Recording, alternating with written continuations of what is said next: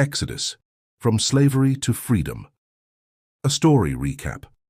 The story of Exodus opens with the descendants of Jacob, now called Israel, living in Egypt.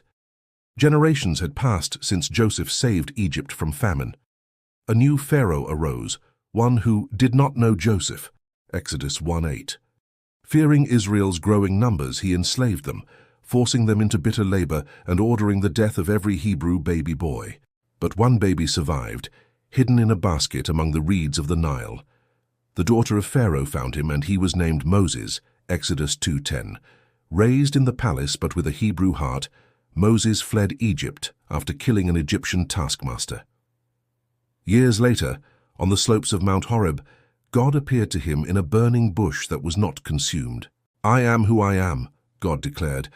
"Say this to the people of Israel, I am has sent me to you." Exodus 3:14. God called Moses to lead his people out of Egypt. Pharaoh's heart was hard. When Moses demanded, "Let my people go," Exodus 5:1, Pharaoh refused. Egypt shook under 10 plagues. Water turned to blood. Frogs filled the land. Darkness covered the sky, and finally, the death of every firstborn. Exodus 12:29-30.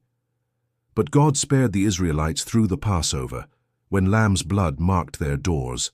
Exodus 12:13. Finally, Pharaoh released them, yet soon he changed his mind and pursued them to the edge of the Red Sea. With Pharaoh's army closing in, God told Moses, "Lift up your staff and stretch out your hand over the sea." Exodus 14:16. The waters parted, and Israel walked through on dry ground. When the Egyptians followed, the waters crashed back, and Pharaoh's army was defeated. On the other side, Moses and the people sang, "The Lord is my strength and my song, he has become my salvation." Exodus 15:2. In the wilderness, God provided manna from heaven and water from a rock. Exodus 16:17. At Mount Sinai, he gave them the 10 Commandments, his covenant law. Exodus 20:1-17. The mountain shook with thunder and fire as God spoke.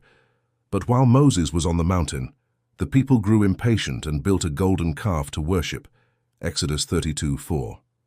God's anger burned, yet Moses interceded, and God showed mercy.